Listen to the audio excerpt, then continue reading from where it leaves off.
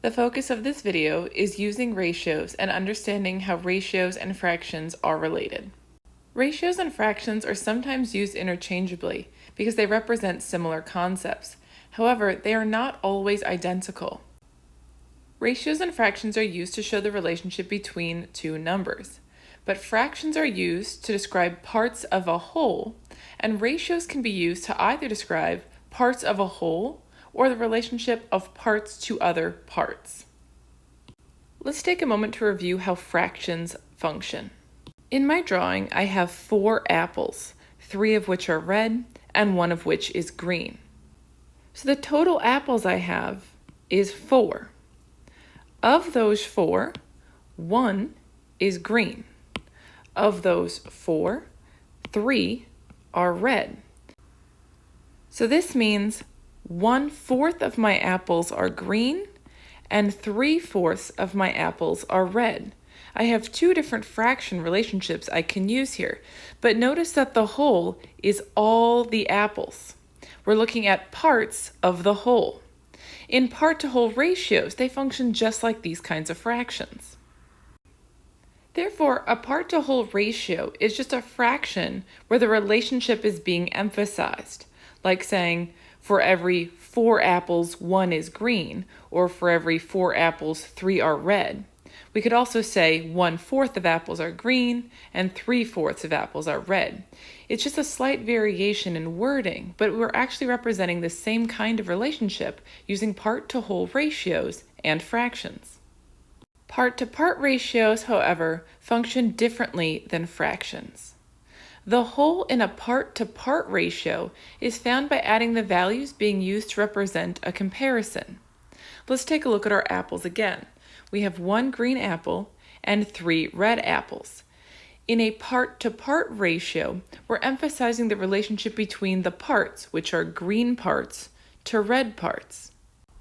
In this scenario, we have 1 green apple for every 3 red apples. So the part-to-part ratio is 1 to 3. 1 part green for every 3 parts red. In order to get the whole, we'd have to add the 2 parts. 1 green plus 3 reds is 4 total parts. So to summarize, a part-to-part ratio focuses on the 2 parts that make up a whole and the relationship between those parts. We have 1 part green to every 3 parts red here. So the part-to-part ratio of green to red is 1 to 3. The whole is apples, how many total apples we have, because the whole is being split into green parts versus red parts. Ratios can be translated into sentences. In part-to-whole ratios, you can translate sometimes as a fraction, and other times you can use ratio language. So I'm going to focus here on translating the part-to-part relationships or part-to-part ratios because those ones are a little bit trickier. The structure for translating ratios is part A to part B. You read it from left to right. The parts are separated by a colon. So 10:13 is translated as 10 to 13. 3:5 would be translated as 3 to 5. 7:2 would be translated to 7 to 2. And 1:5 would be translated as 1 to 5. Order is very important for ratios. The item to the left of the colon represents whichever group is named first, and the number to the right of the colon represents whichever group is named second. If you mistranslate them, like in the first case, when it says 10:13, if I had translated that to 13 to 10, that would have been incorrect. Because part-to-whole ratios and fractions are essentially the same, the terms can often be used interchangeably.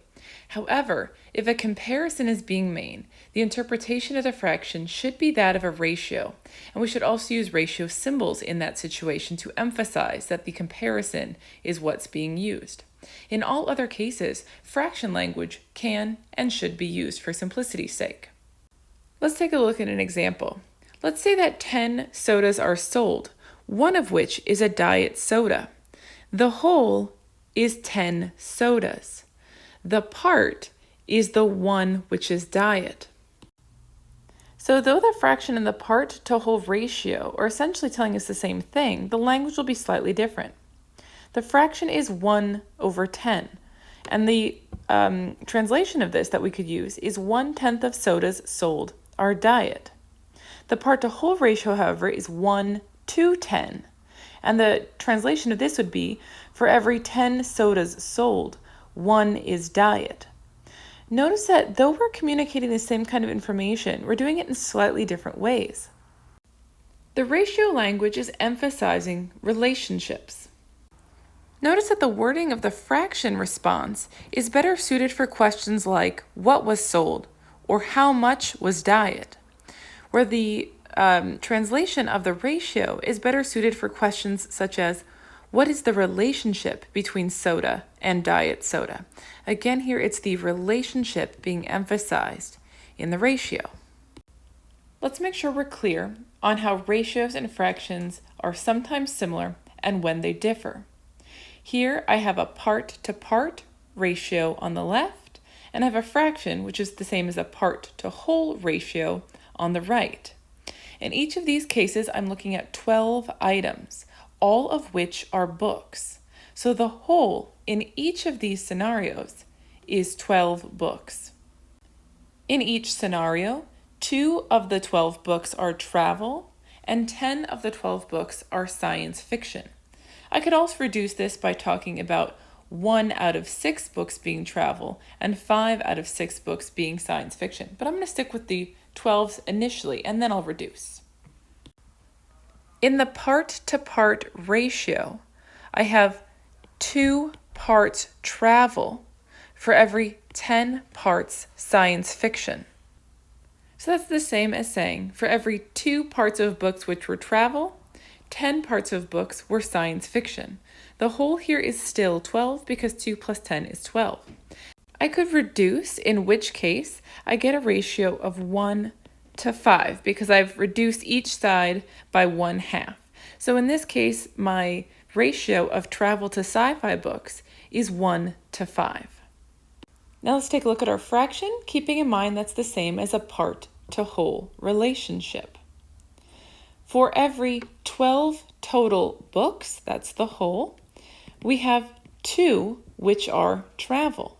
That's the same as saying 2/12 of books are travel books. I could also say that for every 12 total books, 10 are science fiction. This is the same as the fraction 10/12. So I could say 2/12 of books are travel, or I could say the ratio of travel books to books is 2 to 12. I could also say 10/12 of books are science fiction, or I could say the ratio of science fiction books to books is 10 to 12. If I wish to reduce these, I'm just going to divide the tops and bottoms by 2 because I know they're evenly divisible. And for the top, I end up with the reduced fraction of 1 over 6, or a ratio of 1 to 6. And for the bottom, I get a reduced fraction of 5 over 6, 5/6, or 5 to 6 in ratio language. Take a moment to test your skill with these 4 examples. I have 4 trays of cupcakes, some of which are white, which stands for vanilla, and some of which are brown, which stands for chocolate.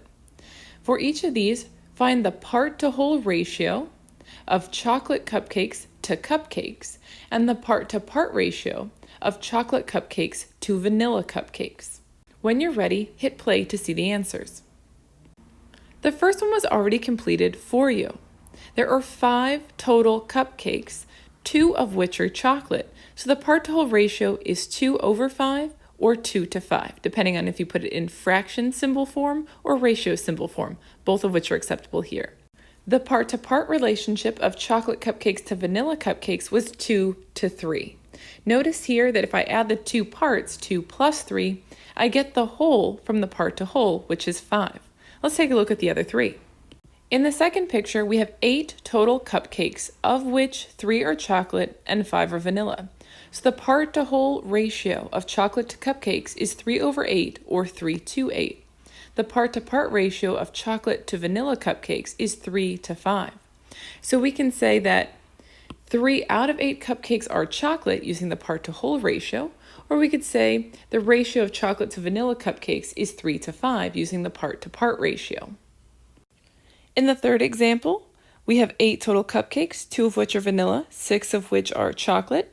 So our part-to-whole ratio is 6 to 8. We could also reduce this to 3 to 4. And the part-to-part ratio of chocolate to vanilla is 6 to 2, or reduced is 3 to 1. Notice here that in the part-to-part, we had the bigger number first because order matters. We were asking about chocolate to vanilla as the part-to-part. So we need to put the chocolate number first and the vanilla number second, even though the chocolate number is higher. In the last one, our part-to-whole ratio is 3 to 12 because we have 12 total cupcakes, 3 of which are chocolate, 9 of which are vanilla. And we can reduce this to 1 over 4, or 1 to 4. And the part-to-part ratio unreduced is 3 chocolate to 9 vanilla, or 1 chocolate to 3 vanilla in reduced form. Pause here to test your skill on translating from ratios to sentences. For each of these, assume part 1 would refer to apples, part 2 would refer to oranges, and that the whole would be fruit. If there's only one part listed, presume it is apples. There are a few ways we could have answered these. Here's a couple of examples. For the first one, we could have said the ratio of apples to oranges is 6 to 7. For the second one, we could have said the ratio of apples to fruit is 3 to 10. For the third one, we could have said the ratio of apples to fruit is 1 to 4. For the fourth one, we could have said the ratio of apples to oranges is 3 to 1. And for the last one, we could have said the ratio of apples to oranges is 11 to 12. Alternatively, we could have said for the first one, for every 6 apples, there are 7 oranges. For the second one, for every 3 apples, there are 10 fruits. For the third one, for every 1 apple, there are 4 fruits. For the fourth one, for every 3 apples, there is 1 orange. And for the last one, for every 11 apples, there are 12 oranges. One benefit of ratios over fractions is that ratios can be used to show the relationship between 3 or more groups, where fractions are limited to just 2. Ratios can be used to represent the relationship of 3 groups, 4 groups, 5 groups, however many you need. In order to build your ratio, you just need to add a colon and the number for each additional group. So for example, if for every cat a person has, he has 2 food bowls and 3 cat toys, the ratio of cats to bowls to toys is 1 to 2 to 3. Note that this is only useful for part-to-part scenarios, such as a part-to-part-to-part scenario. A part-to-part-to-whole scenario is better written by separating out the parts versus the parts and then the parts versus the wholes separately, rather than putting them into one large ratio. Take a look at the fruit listed at the bottom. We have 5 pieces of fruit. 1 is an orange, 1 is a green apple, and 3 are red apples. So the ratio of oranges to green apples to red apples is 1 to 1 to 3. What is the ratio of red apples to oranges to green apples? You should have said that it's 3 to 1 to 1. Even though we have the same parts here, remember that when we translate or write these in symbol format, we need to keep things in order. Whichever one we name first is the one that must be numbered first. Whichever is named second must be numbered second, so on and so forth. Let's look at another example. For baking cookies, the recommended ratio of flour to butter to sugar is 3 to 2 to 1. Take a moment to try to figure out whether we're representing a part-to-part ratio here or a part-to-whole ratio. If you said part-to-part, that's correct. There are a couple of clues here. First is that we have 3 parts being connected, and as I noted before, when we are building out ratios to have more than 2 relationships shown, that should be done with part-to-part, not part-to-whole scenarios. The other is we can consider what the whole would be. The whole here would be ingredients, of which we have 6 parts. 3 flours, 2 butters, and 1 sugar. Those are the 6 parts of the whole, which is ingredients, to make the cookies. Now let's talk about how the ratio gets used in real life. If we know that the golden rule for baking, for flour to butter to sugar, is 3 to 2 to 1, let's say we want to make as many cookies as possible, and we only have 6 cups of butter or 6 parts of butter, but we have unlimited sugar and flour. Using the ratio, how much flour and sugar do I need to add if I wish to use all of my butter? Start by looking at what was happening to the butter. We started with just 2, and now we have 6. So we've tripled how much butter we have.